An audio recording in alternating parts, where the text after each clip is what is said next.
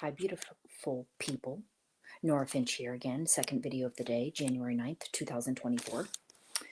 I'm a little bit amped up and feeling better than earlier because I want to talk a little bit about, I don't want to say it's my favorite subject, but it is along my list of the deep life lessons.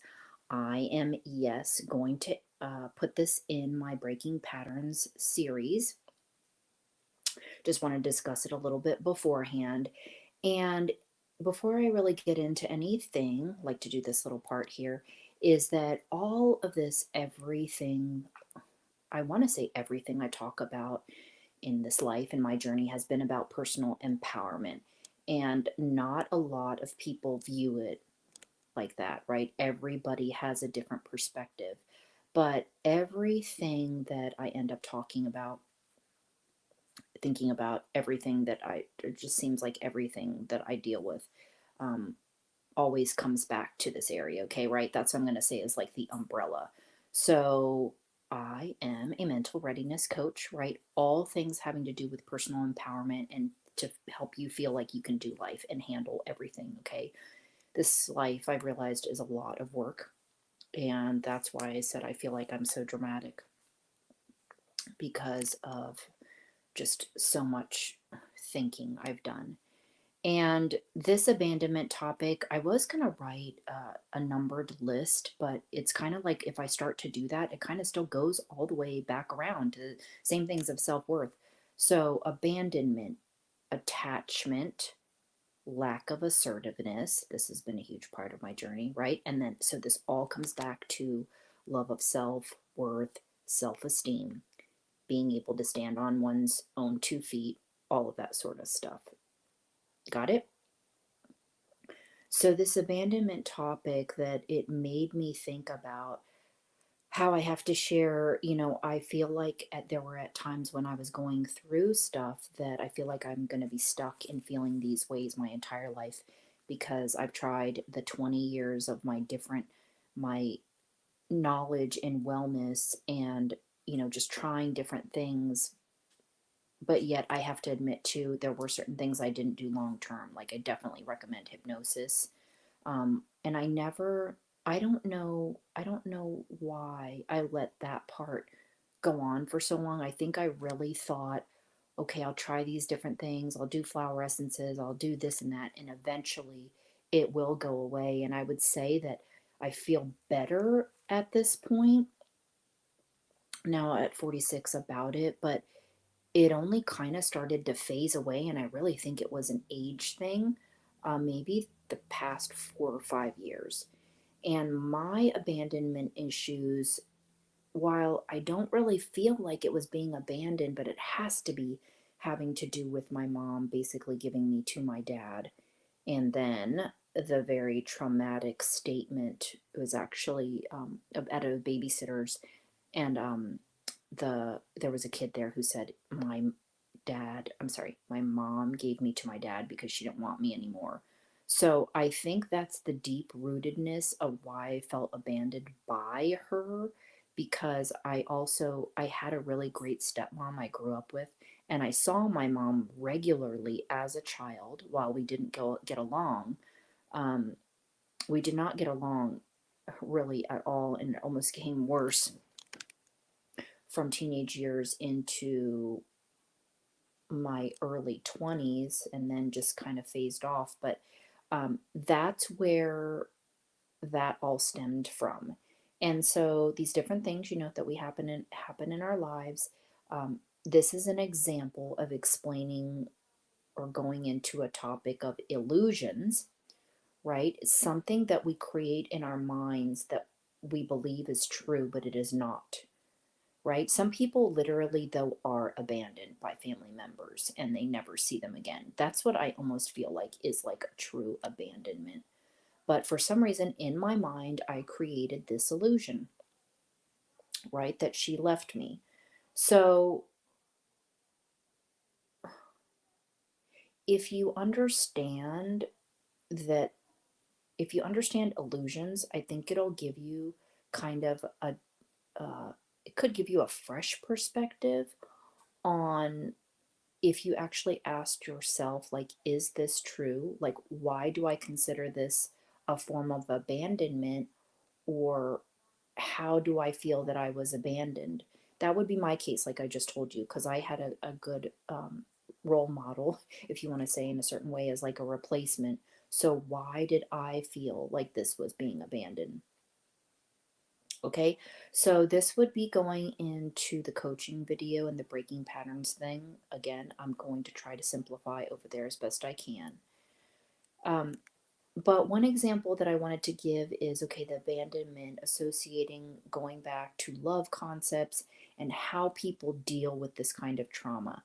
Now, remember again, I have never gone to any professional therapy sessions, done anything like that. And I I have decided I've put the label on um, going through emotional trauma. Okay, but all of my healing work has been outside of the box. So we've talked about that before. So different people deal with abandonment in different ways. And I would say the way that I've dealt with it, it has been a lot of repetitive thinking. It's almost like managing. I have managed it, and then certain things have happened in my life to help me feel more secure, but it was still always in there, which leads me to the example of marriage.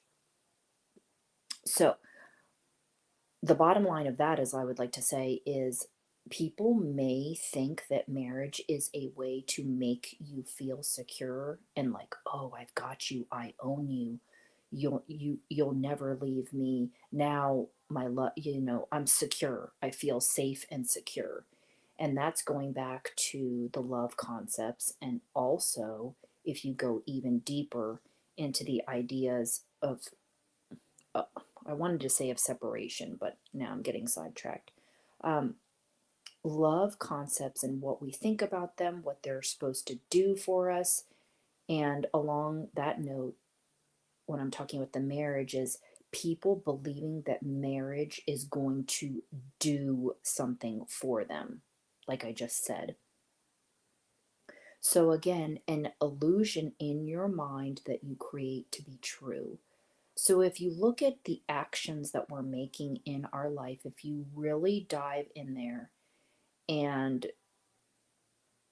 it really becomes almost kind of like a clusterfuck, people, once you get into it, because everybody has a different idea of love. We don't all look at love the same way. I think I thought that everybody viewed the same love in the same way. And so that was really interesting for me as an adult to find out that they didn't. I mean, there's some people that are abused and they think that that's love.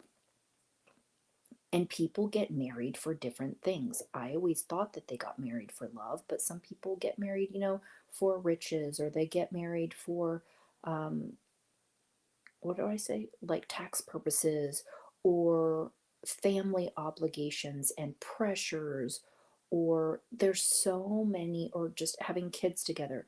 So there's so many different reasons. But it made me think about how there are people that do feel like when they get married, it equals certain things. Like certain things, you're going to be married forever. Um, just all these sorts of things, which again is it's a high expectation to put on something when you really can't control anything at all. It's a risk. Relationships are a risk. There's no guarantee. People grow so much, and some people grow apart.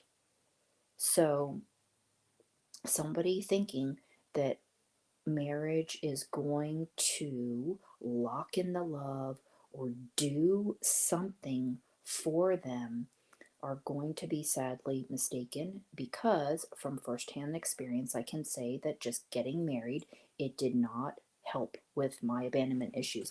I almost think it made, and I did marry for love, um, and commitment, and a lot of the traditional values I really respect, of course. it's sacred, like sacred commitments and all that sort of stuff. But there are some aspects of it in the Christian structure that I just learned, were very strict and just don't sound very open in terms of the relationship as far as people functioning on their own. Like, no, not one person is controlling the other, you may have heard, I remember hearing somebody say when I was getting married, like, welcome to the institution of marriage. So if that gives you an idea, it's just that there is a certain way or doctrine or rules or something that everybody says that, like, this is the way to be, this is the way you're supposed to be, and this isn't how married people act, and this and that and whatever.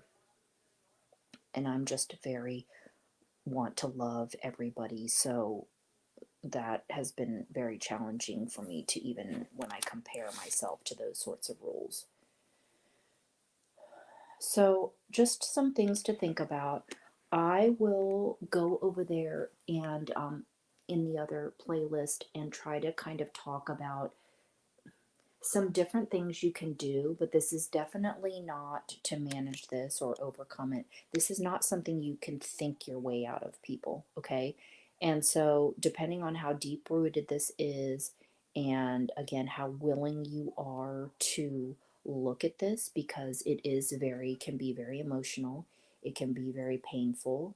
And what I can tell you is that with a lot of my repetitive thinking, I do know that the more I helped myself feel like I could stand on my own 2 feet, whether that means parenting a child or uh, working on my house or learning how to, on just a basic level, just do things out in life skills on my own, the more that I did that, the more I felt better. Now, the love part of it, and okay, we'll just say being abandoned, I didn't feel loved, or thinking that somebody's always going to leave me. This is not an unusual issue, but this goes and dives deeper into the spiritual talk of feeling separate. And that's the part of where I feel like we are taught or shown that we are separate. And so we grow up, and I know that sounds confusing. The best way to describe it is when somebody has said, or you had heard them, somebody passes away and then somebody says, oh, they're always in our hearts. I never really understood that till later on in life. Um, that's where it's again the illusion, like the illusion of feeling that we are separate and that we are not of love and that we are loved. And I'll try to explain it better if you want to know, I guess, what I mean by that, because again, it's really diving so deep and it gets really, really like confusing. I mean, I myself have to reread things over and over again sometimes when start talking about this kind of subject matter. Maybe the best way to describe it is it's all about looking within. And because we're always looking outside, we think that these outside things are going to help provide for the inside. So it's confusing, people. So I'm trying to do my best in explaining it. And I'll go ahead and close by saying, just take a look at all the things you have been taught and shown and influenced in your life. Look at all of those things, compare them to your own experiences and what you've been thinking on your own and your own truth, and kind of compare it, like, is this true for me? Is this, what do I believe about this? Is this false? And these illusions I talk about, because there are so many illusions when you think about it.